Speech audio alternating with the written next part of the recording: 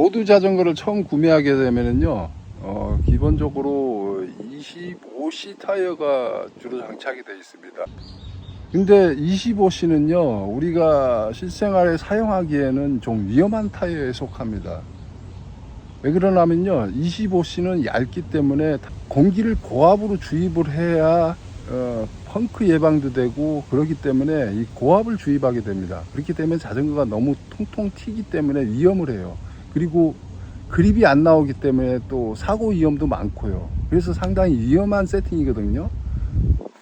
그래서 저는 자전거를 처음 구매하시면은 이제 타다가 타이어 달아가지고 갈 시기가 되면은 그 타이어를, 보통 타이어는 뒷타이어가 먼저 닳게 돼 있어요. 왜 그러냐면 뒤에 페달을 돌리게 되면은 구동력이 뒤에서 오기 때문에 마찰이 더 심하기 때문에 앞 타이어 하나 갈 때 뒷타이어 두 개가 갈아지는 그런 마일리지를 갖게 돼요. 그러니까 타이어를 갈 사이클이 오면은요, 앞 타이어를 뒤로 보내고 앞 타이어를 좀 더 두꺼운 28C나 32C를 사용할 것을 저는 강력히 추천하는 바입니다.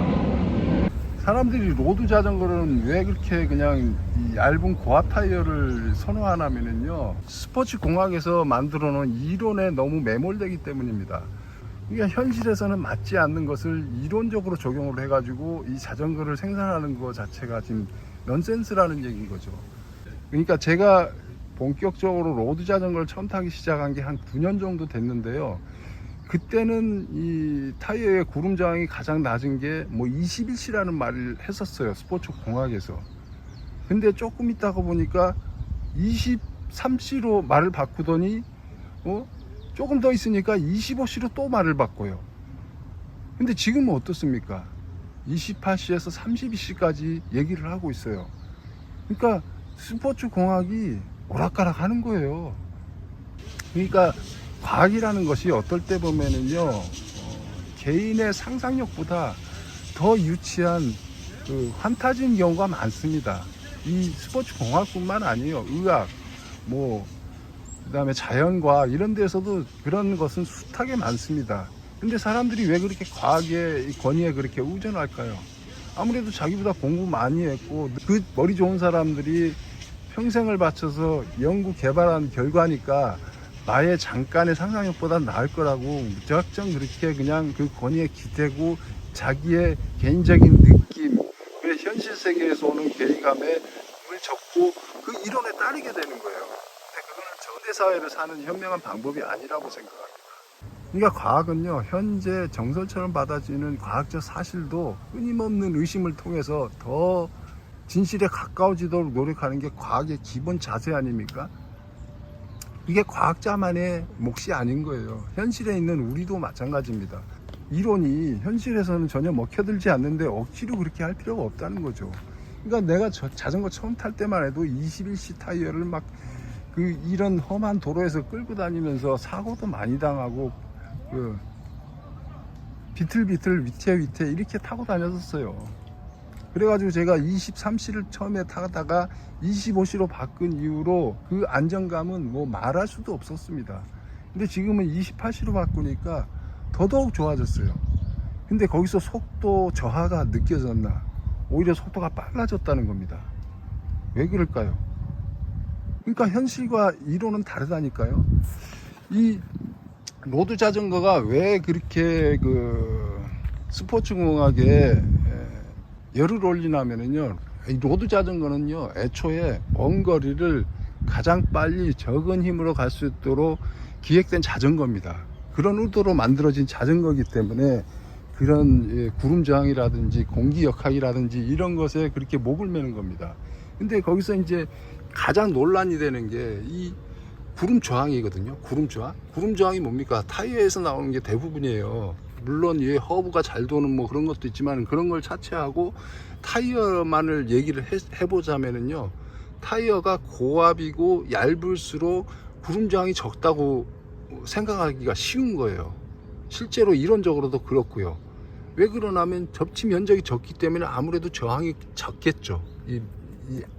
얇을수록, 얇고 고압일수록.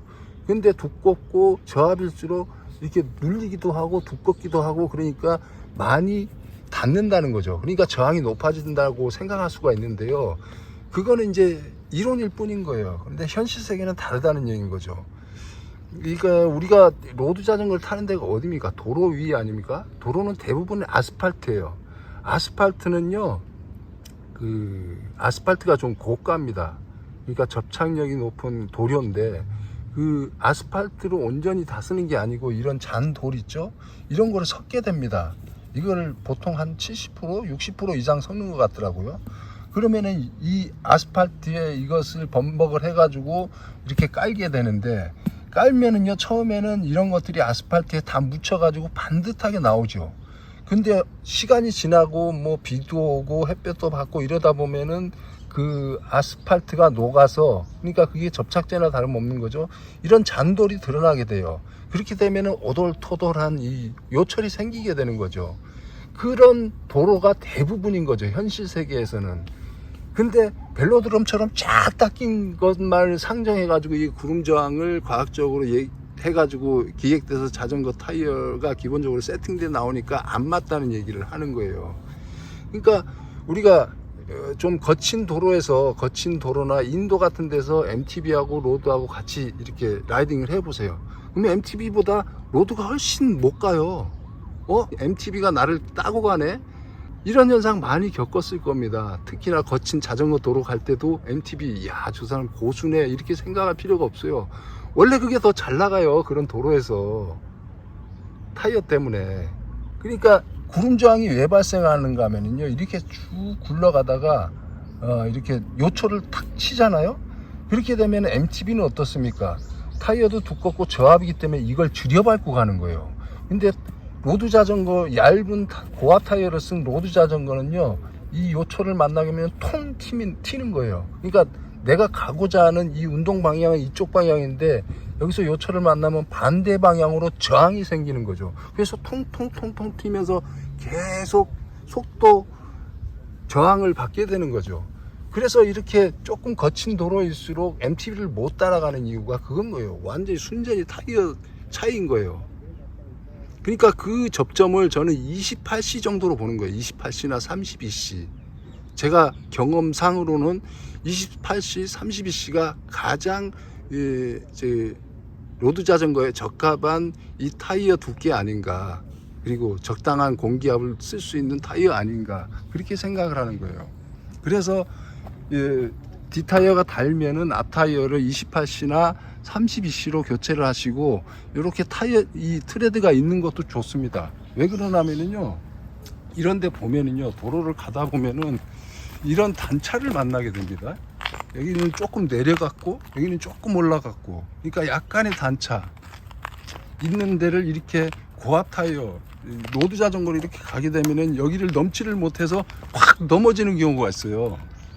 왜 그러냐면 고압이기 때문에 요거를 그립력을 발휘해서 이렇게 들여밟고 올라타지를 못하는 거예요. 그래서 내 의도는 일로 약간 조향을 해가지고 이렇게 넘어가려고 그랬는데 이쪽으로 확 넘어지는 거죠. 이럴 때는 이렇게 해가지고 수직 방향으로 이렇게 통과하면은 통 튀는 한이 있더라도 그렇게 그립을 잃고 넘어지는 현상은 없는데, 이런 거 생각 못하고 무심결에 그렇게 가다가 확 넘어져가지고 다치는 경우가 많아요. 그거는 예상 못한 넘어짐이기 때문에요, 크게 다칠 수가 있습니다. 암만 저속이라도. 우리가 고속으로 달리더라도 하다가 내가 인지한 상태에서 사고 나면은요, 어디 순발력이 발휘됩니다. 그래서 조금 덜 다쳐요. 근데 갑자기 닥친 사고는요, 아무리 경미하더라도 크게 다칠 수가 있습니다. 골절을 당하거나. 그래서 여기가 좀 두꺼운 타이어면서 이걸 뭐라 그러죠? 요 트레드라 그러죠? 트레드가 있는 타이어를 쓰면 더 좋다는 거죠. 뭐 슬릭을 써도 상관은 없습니다만은 이런 게 더 낫죠. 그러니까 로드 자전거를 여러분이 굳이 선택하는 이유는 뭡니까? 그래블 자전거를, MTB 놔두고 그래블 자전거를 선택하는 이유가 뭡니까? 이 드롭바 때문이거든요. 좀 더 빨리 달리고 싶어서 그러는 거예요.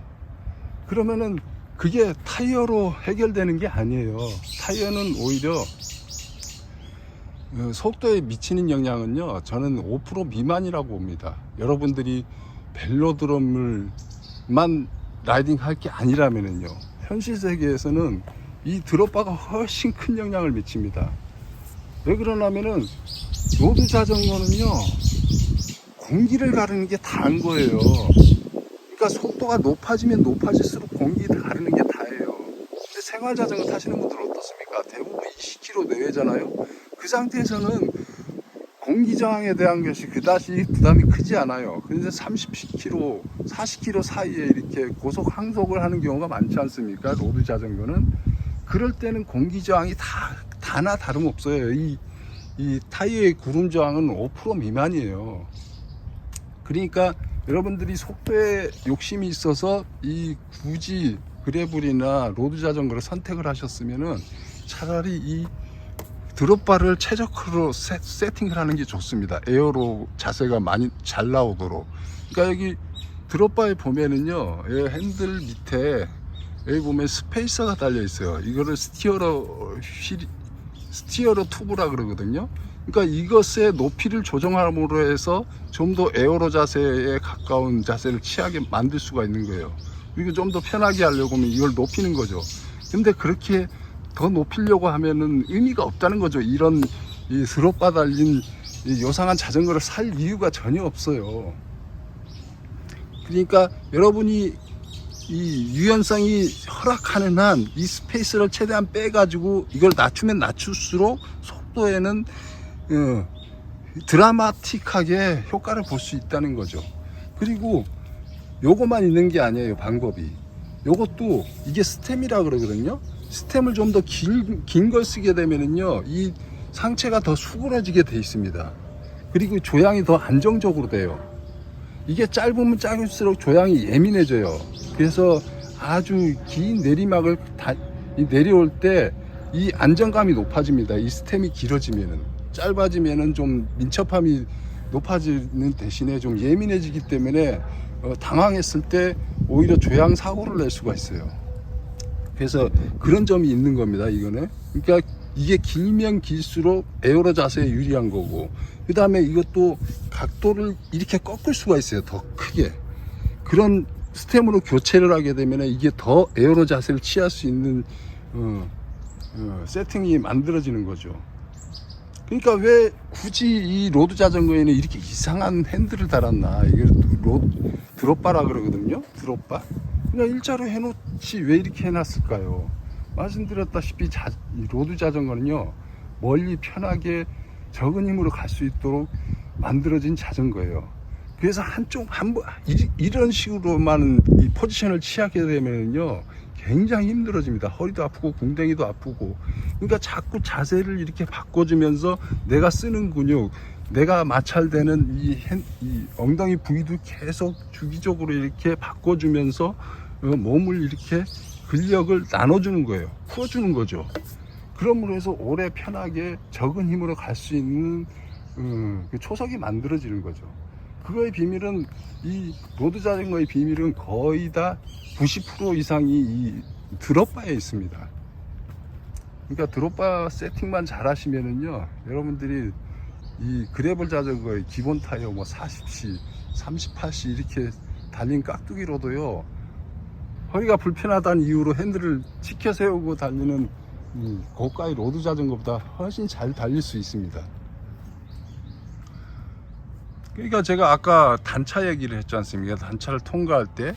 근데 보면은 도로에 보면은 칼집이 이렇게, 세로 칼집이 이렇게 나 있는 경우가 있어요. 이렇게 가로로, 저런 식으로 가로로 나 있으면은 괜찮은데, 이게 세로 형식으로 이렇게 나 있는 그 도로가 있어요. 그게 배수를 좋게 해가지고 그립감을 좋게 하려고 비탈길에 그런 도로 형태로 이렇게 만들어 놓은 도로가 상당히 많거든요. 특히 그 중에서도 자전거인들의 그 성지라고 불릴 정도로 많은 사람들이 가는 라이딩 코스 중에 남산이라는 데가 있어요. 거기서 사망사고가 많이 나는데요, 대부분이 로드 자전거입니다. 물론 로드 자전거가 거기 많이 가기 때문에 그럴 수도 있습니다만, 왜 그 영향도 큰 거예요. 타이어를 고압 타이어를 쓰기 때문에. 고압 타이어는 그런 세로줄을 들여밟고 이렇게 넘나들지를 못해요. 그러니까 MTB 같이 이렇게 두껍고 저압 타이어들은 그거를 줄여밟고 넘기 때문에 그거에 대한 공포를 거의 못 느껴요. 그런 현상이 안 생기거든요. 근데 로드 자전거는 25C 이하에서 그 고압으로 거기를 통과하게 그 내리막을 내려가게 되면요 자꾸 그런 걸린 현상이 생기는 거예요. 타이어가 거기를 넘지 못하고 거기를 조금씩 타면서 조향이 불안정해지는 거죠.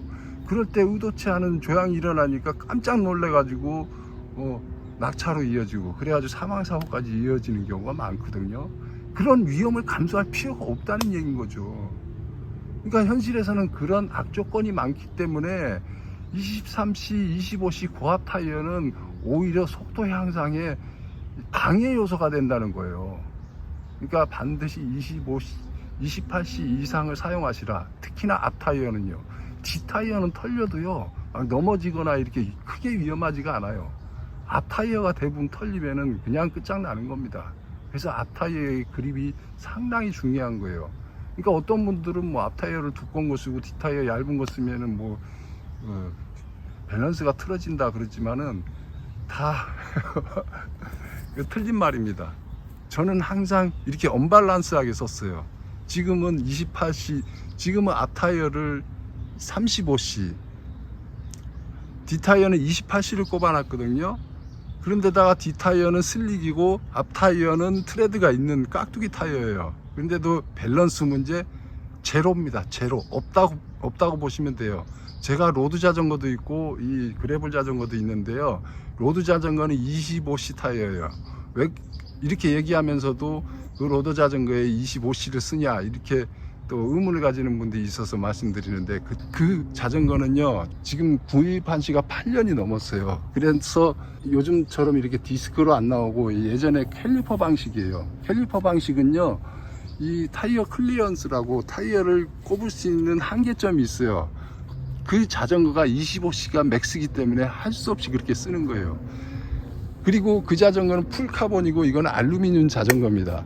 근데 다 얘는 그래블이고요. 그래서 얘는 무게가요 12kg에 육박해요. 11kg가 넘고 그 자전거는 풀카본이고 거의 8kg 정도, 8kg 중반대예요. 그러니까 무게 차이가 상당하죠. 그런데다가 얇은 타이어죠.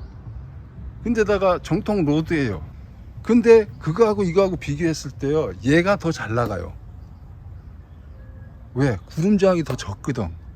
상식적으로는 25C가 더 구름저항이 적지만은 이론적으로는, 근데 현실에서는 넓고 상대적으로 저압 타이어가 더 구름저항이 적다는 것이죠. 이런 요철을 대부분 그냥 줄여밟고 그냥 지나가기 때문인 거죠. 근데 그 25C 이하의 고압 타이어들이 이런 걸 퉁퉁 치면서 반대 구름저항 때문에 오히려 속도에 손해를 보기 때문에 그러는 거예요. 그래서 요새는 그 로드 자전거를 출퇴근 용도로 쓰고 요것을 제가 투어 용도로 주력으로 사용을 합니다.